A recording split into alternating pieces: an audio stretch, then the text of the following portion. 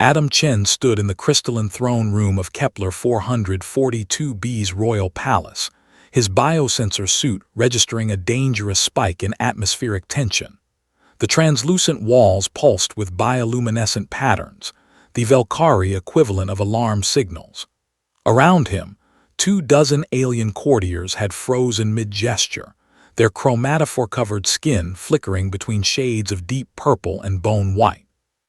It had been 3 months since the United Earth Coalition established first contact with the Velkari civilization.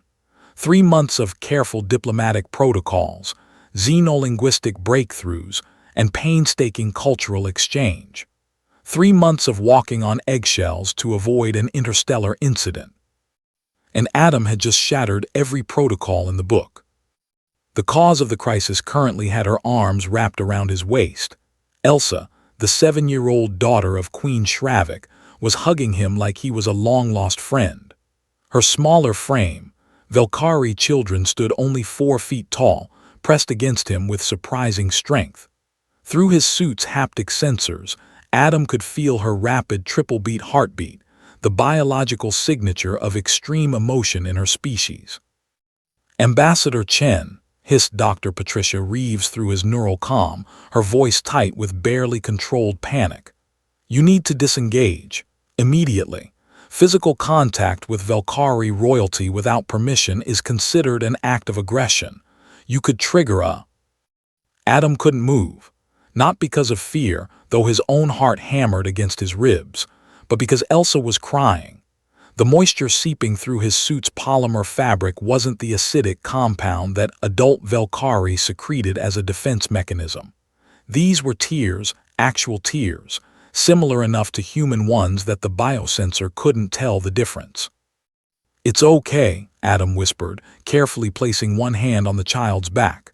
The gesture sent another ripple of shock through the assembled court. "Elsa, it's okay." The queen rose from her throne with the fluid grace of her species, her 7-foot frame casting prismatic shadows across the floor. Her crown, a living organism that had bonded with her neural tissue, pulsed an aggressive red. The temperature in the room dropped 3 degrees as the palace's bioregulatory systems responded to her emotional state. "Human," Queen Shravik's voice resonated through the room's acoustic chambers, each syllable precisely modulated by the translation AI embedded in her throat. "Explain this breach." Adam's mind raced through the months of training, the countless briefings on Velkari customs. Touch between species was forbidden except in specific ceremonial contexts. Contact with royalty was even more restricted. And children, Velkari children, were considered sacred, untouchable by anyone outside their immediate family unit until they reached maturity at age 12. But Adam had spent the last 6 weeks teaching Elsa mathematics. It had started as part of the cultural exchange program. The queen wanted her daughter to understand human science, to prepare for a future where their 2 species might work together. Adam, a theoretical physicist before he became a diplomat, had volunteered. He'd expected resistance, formality, the same careful distance that characterized every interaction with the Velkari. Instead, he'd found a curious, brilliant child who grasped quantum mechanics faster than most of his graduate students ever had, who drew parallels between human mathematics and her own species' geometric thinking that had stunned the linguistics team, who laughed, actually laughed, in a way that transcended species, when he made terrible jokes about Schrödinger's cat. "My queen," Adam said, keeping his voice steady despite the adrenaline flooding his system. "I can explain, but first, Elsa is distressed. Something has happened." The queen's chromatophores rippled through a sequence Adam had learned to recognize as confusion. Around the room, courtiers exchanged glances, their own skin patterns flickering in rapid communication. "The child has been informed," the queen said slowly, "that her mathematics sessions are to be terminated. The council has decided that such close contact with a human is inappropriate." Adam felt Elsa's grip tighten. Through his neural comm, his biosensor was now picking up her elevated cortisol levels, her accelerated breathing. The Velkari might look alien, their chromatophore skin, their triple-beat hearts, their bioluminescent organs, but distress in a child was universal. "May I speak freely, Your Majesty?" Adam asked. The Queen's crown flickered orange, surprise. In 3 months, no human had asked for such permission. They'd all been too afraid of making a mistake. "Speak." "I believe," Adam said carefully, "that there's been a misunderstanding. Not about your customs, I respect those deeply, but about what's been happening in those mathematics sessions." He felt every eye in the room on him. Dr. Reeves was probably having a coronary back at the human embassy. The diplomatic team would crucify him if this went wrong. "Elsa isn't just learning human mathematics," Adam continued. "She's teaching me Velkari geometric thought. She's building bridges between our two ways of understanding the universe. 3 days ago, she solved a problem that's been puzzling our quantum physicists for 15 years. The reconciliation of your species' dimensional mathematics with our understanding of spacetime topology."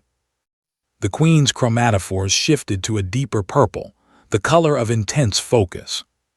"Your daughter," Adam said, "is perhaps the most brilliant mathematical mind I've ever encountered, human or Velkari. And more than that, she's shown me that our two species aren't as different as we fear. We both wonder at the universe. We both seek to understand. We both," he paused, feeling Elsa's arms still around him, "we both care about the people who help us learn." The silence stretched for what felt like an eternity. Adam's neural comm was exploding with frantic messages from the embassy, but he ignored them.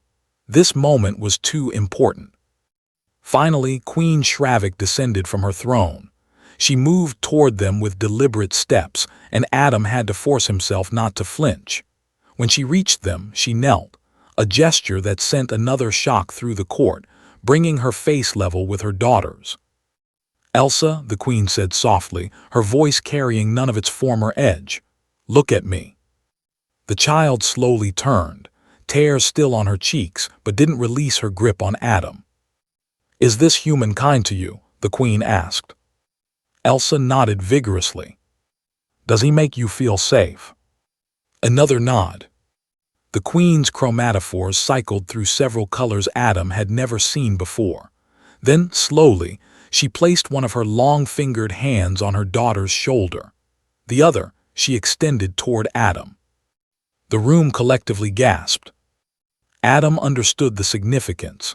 This was a gesture of deep trust in Velkari culture, reserved for family and the closest of allies. To offer it to an alien. His hand trembled slightly as he reached out and gently touched the Queen's palm. Her skin was cooler than human, textured like fine silk, and through the contact he could feel the subtle bioluminescent pulses that traveled through her circulatory system. "My daughter chooses you as her teacher," Queen Shravik said, "and I choose to trust her judgment. Perhaps our species have been too cautious, too afraid of our differences. Perhaps it takes a child to show us that connection transcends species." She stood and her crown shifted to a brilliant gold, the color of joy Adam had learned. "Ambassador Chen," the Queen announced to the court, "you have shown us that protocols and customs, while important, must not blind us to genuine understanding. My daughter's mathematics sessions will continue, and more, we will begin a new program. Velkari children and human children learning together." The courtier's chromatophores rippled in waves of discussion, but Adam barely noticed. Elsa had finally released him, only to beam up at him with an expression of pure happiness that needed no translation. "Thank you, Adam," she said in carefully practiced English. "Thank you for seeing me." As the court slowly unfroze and conversations resumed, Adam realized that everything had changed. Not just for him, but for both their species. Sometimes the most important breakthroughs didn't happen in laboratories or diplomatic chambers. Sometimes they happened when a child ran and hugged someone who understood her. And sometimes The entire palace needed to freeze, just for a moment, to recognize that the universe was bigger and more beautiful than any protocol could contain.